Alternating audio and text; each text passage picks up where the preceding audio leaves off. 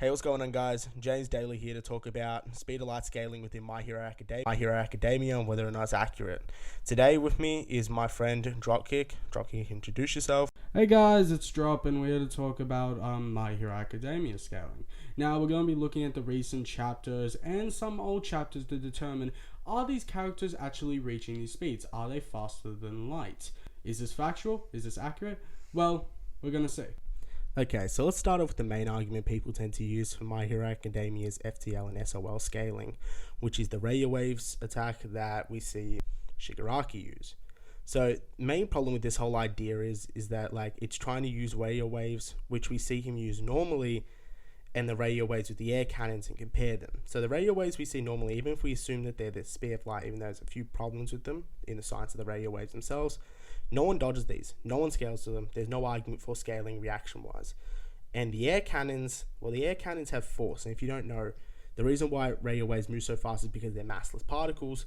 And then once they have mass, that gives them weight, which would slow them down. So from there, we have to look at the force being produced, since mass and speed is what makes force, and mass is a requirement for force.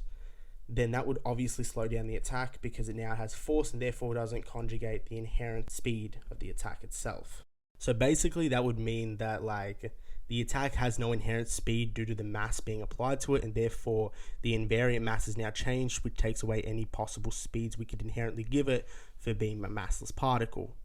So now we have to go on to the second thing. In the newest chapter of My Hero Academia, laser was fired at Shigaraki in his fight with Stars and Stripes. Laser was fired at Shigaraki in his fight with Stars and Stripes, the number one pro hero in America.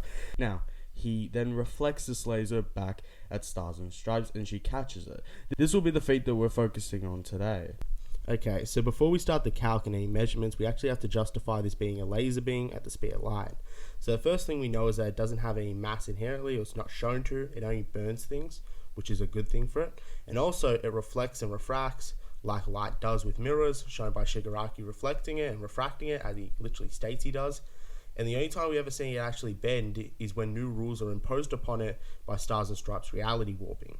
So realistically, it actually fits all the requirements and can be used in this instance as a sphere light attack.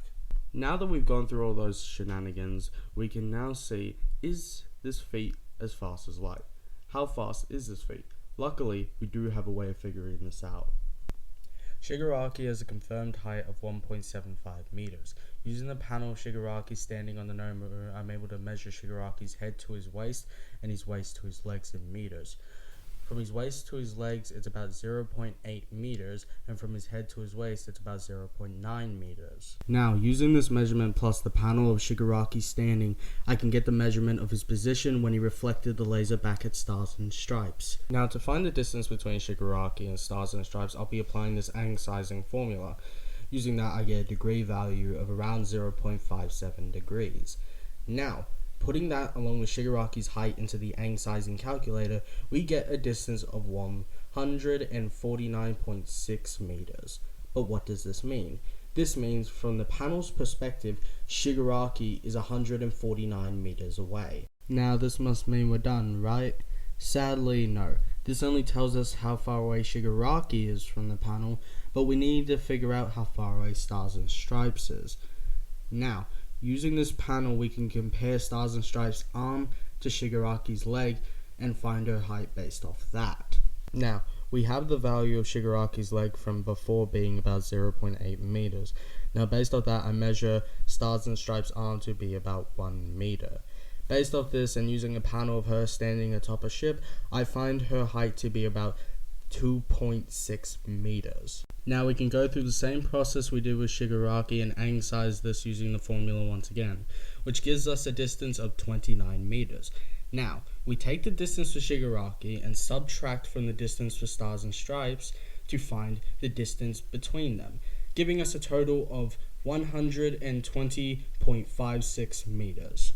Now, to find a time frame for the feat, we take the distance between Shigaraki and Stars and Stripes, aka the distance the light traveled, and divide that by the speed of light. Using this, we get a time frame of 0.000000402 seconds. Given that Stars and Stripes move the equivalent of half of one of her arms, that would be about 0.5 meters. Now, Putting this into the speed calculator, we get 1,244,615 meters per second, or about 0.4% the speed of light, or Mach 3,628. This is massively hypersonic plus. Massively hypersonic plus, you heard it here, folks. That's pretty close, but still quite far away, being only 0.4% the speed of light. But it's a decent feat, far faster than anything else we've seen in the series. So, I'd like to thank Dropkick for coming down and calculating this feat for us and talking about it. And I'd like to thank everyone else who helped us talk about the feat and get ready. And I thank everyone who's watching this video currently.